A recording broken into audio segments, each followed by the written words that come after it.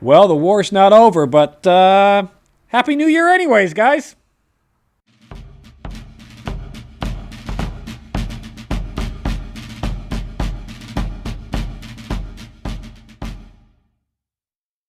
Hello and welcome to Civil War in Hindsight. I'm Lieutenant Tommy. With me, as always, is Prospector Johnny. And Happy New Year, Prospector. We made it to 1862.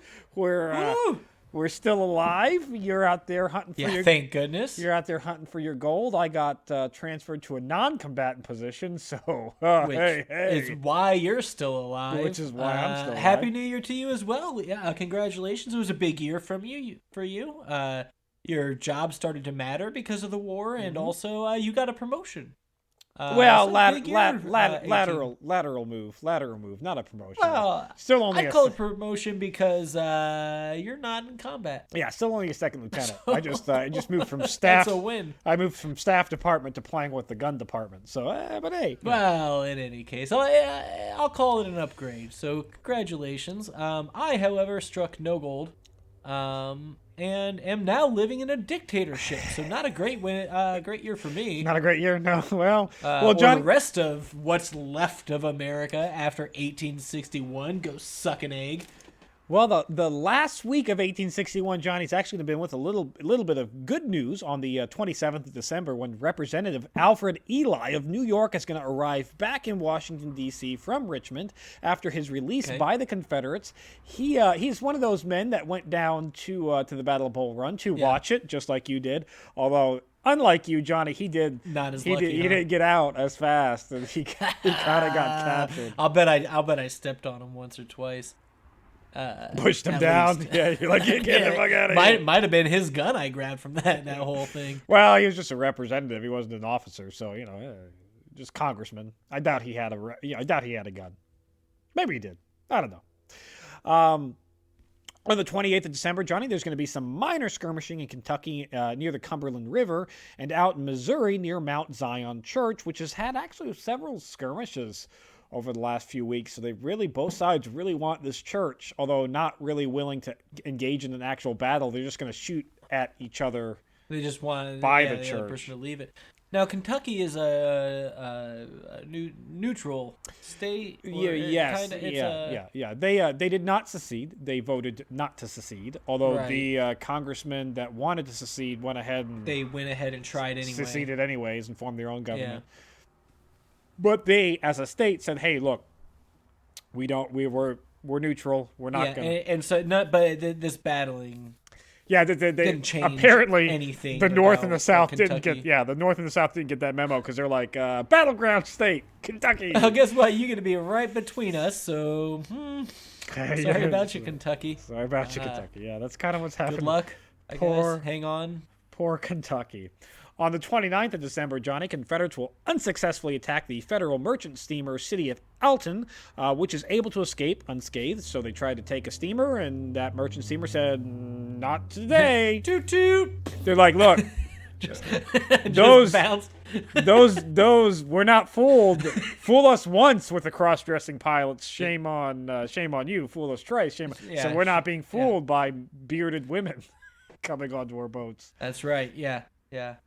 Yeah, I was unsuccessful after the Confederate kidnapped me and made me try to seduce those men. So good on you, Union soldiers. You resisted. You resisted, yes, they sure did. On the 30th, the U.S. government and several state banks are going to suspend the redemption of paper money for metallic currency. So while paper money printed by all the banks and the mints are still backed by gold, you can no longer take a $20 bill and exchange it for a $20 gold coin or actual $20 worth of gold or silver. They are now what can saying, you do with it? Anything? You can still buy any goods and services. It's still legit legal currency. You just can't get the actual tangible hard metal for it. Basically, the U.S. government. That seems suspicious. But I mean, it does. It does seem a little. Yeah. I can keep trading this paper money, but if the companies that I'm paying the money to can't go and exchange that for gold, it's just what's it what's the value? It's worth Lincoln's word, Johnny. At this point, it's worth Lincoln's we've seen word. how valuable that is. Yeah. Jesus Christ. So I think right now. So we just have to trust that the government's not gonna just screw all of us over by saying that paper money is also no longer useful at all and has no value, and now it's just back to gold and silver weight. Have a little faith, Johnny. Have a little faith, because right now what's going on is the Ordnance Department is short on guns, while the Springfield Armory is ramping up its production. We're still short on guns, so we're buying a lot from England and France, and they kind of want gold. They don't really want our paper currency. They don't care about our paper currency. They want our. Hold on. Did Lincoln tell them that it was worth gold? Yeah. The value was based on his word. Yeah. Because he might have wanted to run that by them first. Apparently, they said. Okay, so this is for the war effort, though. Yeah. This is for the war what you're effort. saying. Yes. And so. In war, you have to make sacrifices, and sometimes it is your democratic freedoms, and sometimes it's pretending that money is valuable. When it's not. Yep, apparently. You're pretty much right on there, Johnny. On New Year's Eve, the federal raiding party from Ship Island is going to briefly capture Biloxi, Mississippi, and destroy a Confederate battery that's there, and then return back to Ship Island promptly. I don't. Bless it. Why? I don't know, Johnny. It's like raiding party. Stay there. You took it. You took the city. You destroyed a Confederate battery. You did the thing. And then you're like, you guys can have it back. Now what? Bye. I peed on your wall. Good luck with that. Now they're just gonna just take it. Get a foothold in Missouri. Yep. And so you want to talk about Anaconda plan? Well, good God. Well, that's Mississippi. Yeah, not Missouri. Mississippi. Yeah, Mississippi. Even still. Yeah. So essentially, we're gonna ring in 1862 the way we left 1861's all their battles, where we fight at each other, we have casualties, and then that's it. Like, nobody gains any land, nobody loses any land, the war's still going on. It was like completely pointless. This war's lasting 20 years, Tommy. Yeah, probably the way it's going right now. Jesus. As the new year begins, Johnny, Lincoln is going to try to goad his generals into doing something. Something? Like anything. Like, hey. Just take something and stay there when you take it. After a successful campaign, maybe that was a problem. We trained them how to take stuff. But to keep it? We haven't gotten to the point where it's like, oh, yeah, and then you also have to maintain, capture, and use that as a resource. Yeah, we're not doing that. Haven't quite got there yet. No, unfortunately, the eastern head of the armies right now, McClellan, he's got a cold. Johnny, he's not feeling too good. His tum hurts. So McClellan's not meeting with Lincoln. So he's out of action. So I don't think anything's going to happen out in Virginia. Yay. All right, that's fine, I guess. But it's the new year. Just celebrate out there. Do whatever. It's the new year. Everybody's celebrating on both capitals. The traitor President Davis is down in Richmond. We got Dictator Lincoln up in Washington. They're both celebrating. They're both having lavish parties with their congressmen, generals, and prominent campaign donors. Because that's it must be nice while all of your children that you're ruling over go to war and die because of your petty grievances. That must be nice. Yeah. Hey, Happy New Year, traitor President Davis and Dictator Lincoln. I wish the best for you both. You'll laugh at this part though, Johnny. While at their lavish parties, one of the Illinois political donors is actually going to have his pocket picked of $50 worth of gold. Oh no! Of actual gold. Like actual gold. Yeah, $50. It's still valuable on that as well. Oh, no. Man. They didn't even catch me, Tommy. I was in and out. Hey, panhandling for gold. That was the biggest score of the year. In Illinois Congressman's pockets. There you go. That's the way to do it, Johnny. I'm proud of you.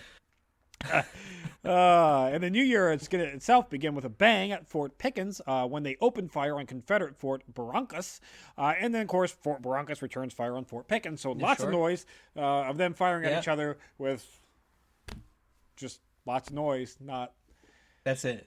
Just lots of noise. Just wasted ammo. Pretty much. You know what? You want to know what?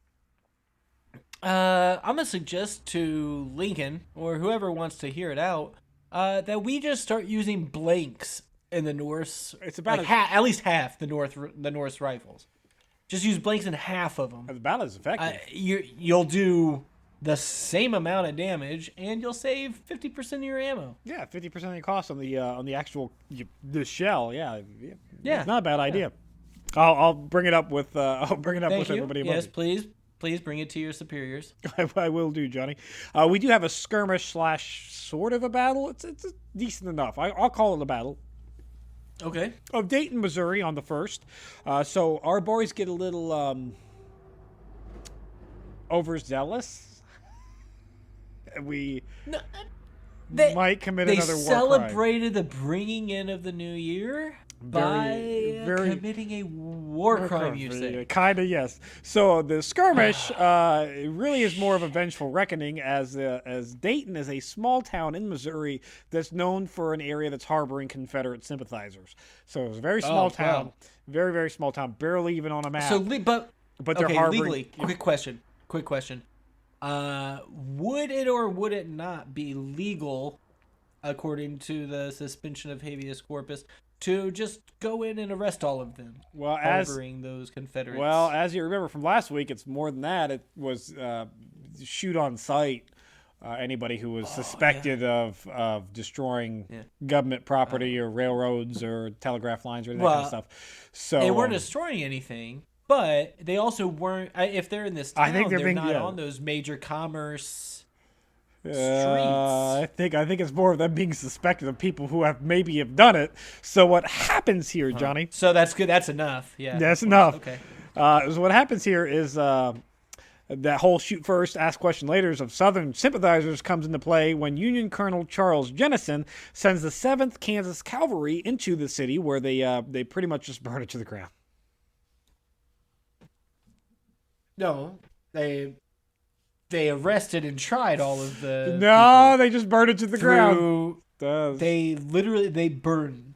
Yeah, fire. They set houses on fire. The city doesn't really exist anymore. It's just the smoldering ash pile. So I'm sure anybody who wasn't a Southern sympathizer, with anybody who was there, who's just innocent, anybody that was there, either they got the hell out or were. Well, now they have a reason to hate the North. Yeah, because you're committing war crimes being governed by a dictator. Jesus Christ. If it weren't for the whole, it's okay to own people thing, I might start siding with the South a little bit. Yeah, I mean, good God, the North is not playing fair. Or legal.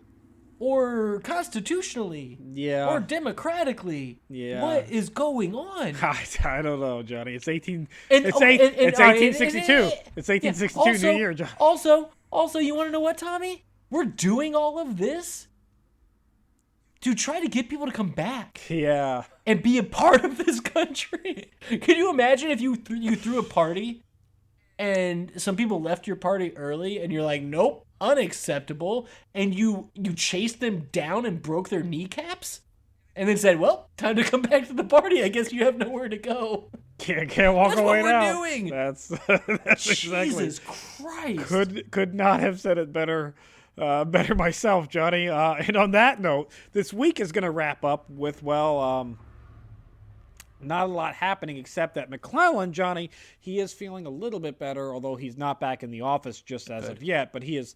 It does not look like that cold is going to kill him. Feeling better, though. So maybe got some chicken soup. Maybe now over the next week he'll do something. That's it for this week in Civil War in Hindsight. Please remember to like, share, and subscribe. And if you enjoy this, check out Historic Hindsight, where we talk about the history of Yule and why Christians stole it from the pagans, and drinking games, I guess.